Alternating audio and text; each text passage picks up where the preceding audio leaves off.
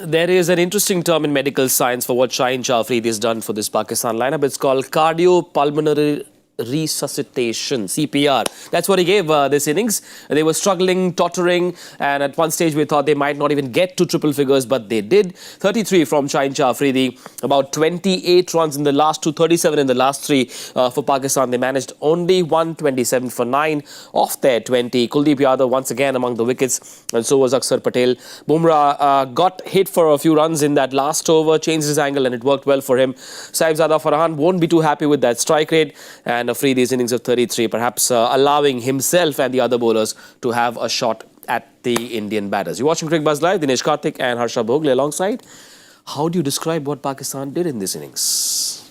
Again, a day where first half was very ordinary. The second half, right at the back end, they were able to pull back things a little bit. But it feels almost like too late at the end. I mean, that's not a score that you'd be okay with. It's not that tough a pitch. Almost run a ball is what you need.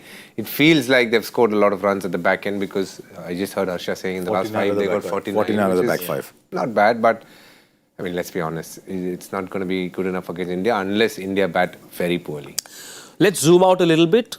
Do you, from a certain distance, see a certain fear in the Pakistani cricket team about this Indian team? In the early part of the batting, yes.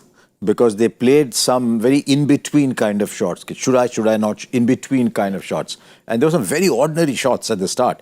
Not just Saim Ayub's first one, but the Mohammad Aris's shot when he got out. Then Salman Agha's shot. The shot that Farhan got out with, little cross-batted shot, caught at the bottom of the bat down. Yeah. So there were a lot of shots that were, I don't know, they were low on confidence, they were low on skill, but they were not shots that you expect of a top team at playing at this level. Yeah. So, as I said, I don't know if the blood pressure was high, they were pumping, they were nervous. I don't know. You get that impression sometimes, but I'd still hold my guns a little bit and see how India go about 127 on this surface. Maybe it's just my generation talking. What's the pitch like?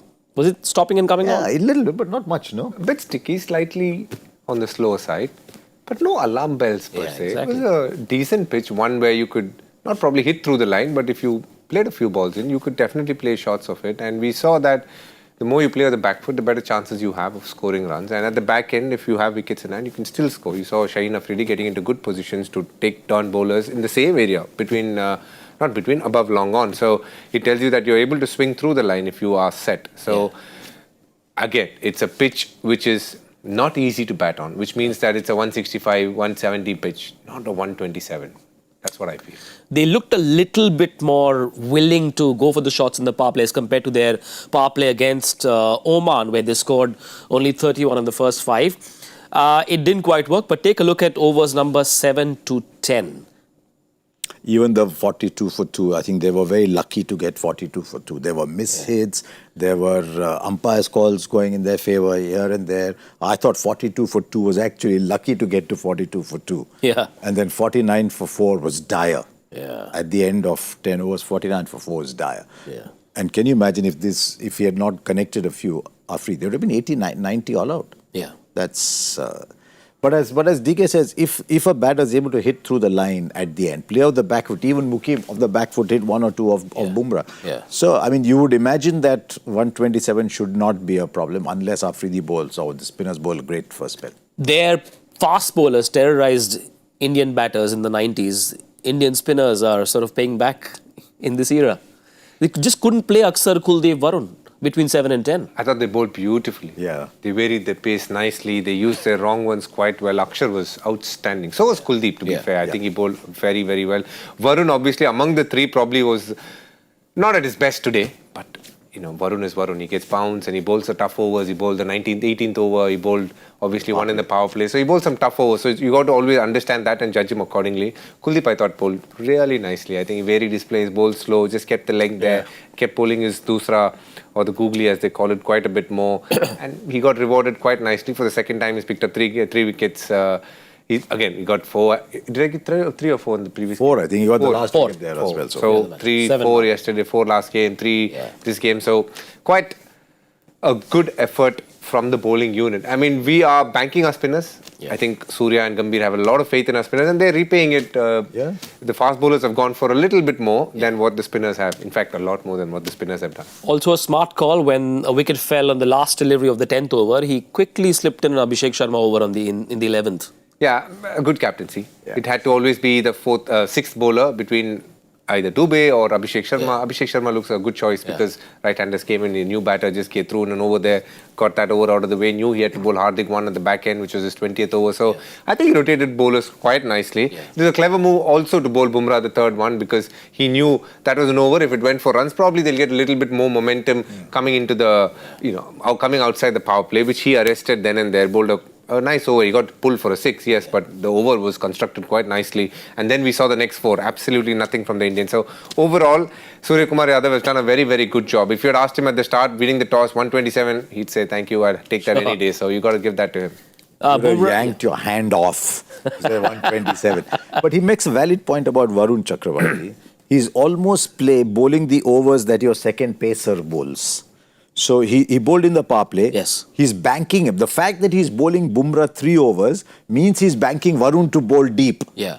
So he's almost playing that second, normally what a second seam bowler does. Yeah. Which is, I think the fact that he can bowl at the back is allowing him to give Bumrah 3 up front. I don't know if that's a tactic he can use every day going in.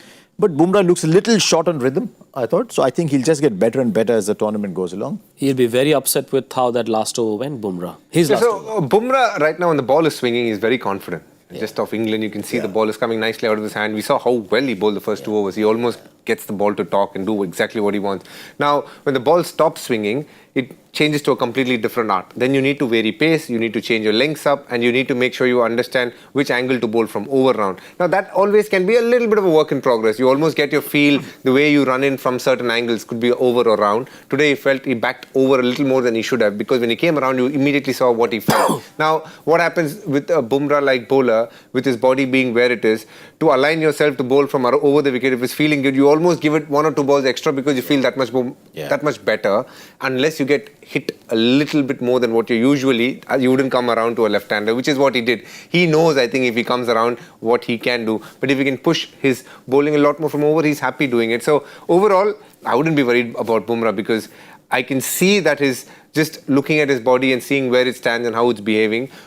I thought Hardik didn't bowl as well as he could have. Bowled a really nice first over. Second over wasn't that good. But when he came back for the death, I thought his Yorkers were in landing. And Hardik needs to land his Yorker because when he lands his Yorker, his slow ones become more effective. Otherwise, they're touch too reliant on his slow ones. Yeah, a couple of those in the slot that went for 6 off of Freedy. But the one aspect that's going as expected is Kuldeep Yadav missed out in England, couldn't get a game.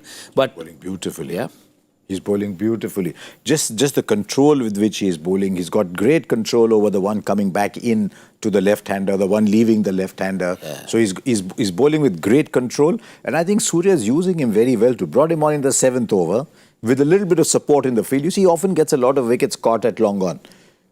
When they're not able to read the wrong on, you won't time the ball well. So he gave him the right overs, but he's bowling beautifully again. Pakistan is just not able to read Varun and Kuldeep. Is it a skill issue? I thought they played Varun quite decently. I don't think it was Varun's best day, but they played him quite decently. The way Babar Azam used his feet right up front and hit that boundary in the power play, and the way they looked to play him was okay. But Kuldeep, I don't think they really picked what they wanted to do. They were just defending. They were not sure. They couldn't play many attacking shots to him. And when they tried, it was a shot out of desperation, not out of conviction. So I felt that Kuldeep is what they've actually struggled against. And Kuldeep is someone who can actually really put pressure on you because he bowls that over just outside the power play. You want to take him on, but if you're not reading him, it becomes very hard. And you see his analysis 3 for 18 because he's a wicket taker. He might go for runs on certain days, but more often than not, he'll get you wickets. You know, I saw the shots. I wanted to check with you. I should have asked you while we were watching the game as well. I got the feeling they got stuck between wanting to play a certain kind of cricket and not sure if they can. See, Babar Azam tried to play a big shot. Aris tried to play a big shot. I think they came out saying, we'll play aggressively, we'll play big shots. And then they found it was not coming off. They got stuck a little bit in between. I think so. And also, you can see Pakistan generally play on some really nice flat pitches. So a lot of their shots are tuned to playing on good pitches. Yeah. Even if you don't get to the pitch of the ball, you can almost wait, hold and play a shot. But on slow pitches, you need to get your precision even better in playing big shots, and that they couldn't get. And you can see their skill of rotating is not great. So when you don't rotate strike well, you almost put immense pressure on yourself to play that big shot. And whenever they tried it, they got out.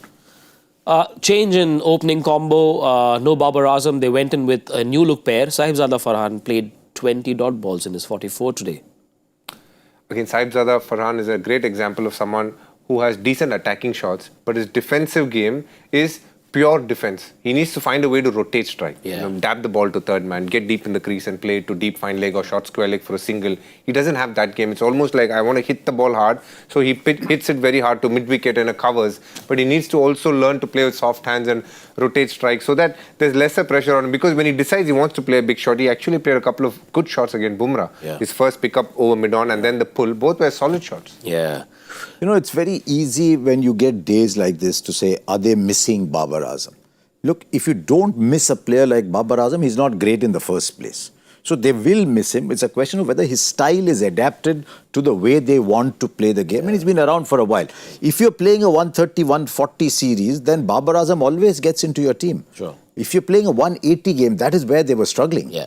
So it's easy to say, today if Babar Azam was there, he would have been perfect. He's a seriously good player. Of course, he would have played well. Yeah. He would have played better. He would have rotated the strike a little bit better, maybe. Yeah. But if you've decided this is how we're going to play, then when you play on better wickets, when you play on 170, 180 wickets, the same team has to then go and deliver there.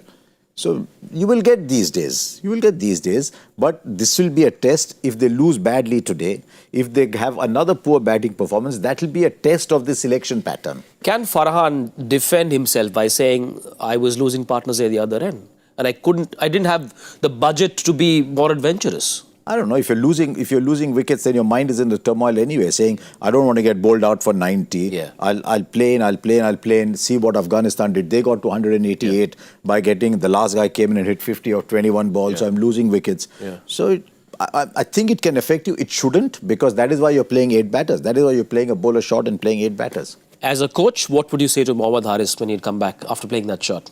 Ordinary shot. Yeah. It's a shot that you can play against 120s and 130s, but if somebody is pulling 140 plus, it's not a shot that you can play off position, just a wild hike over mid-wicket, because you need to get into a strong position to play that shot. And first thing, you need to read the pitch.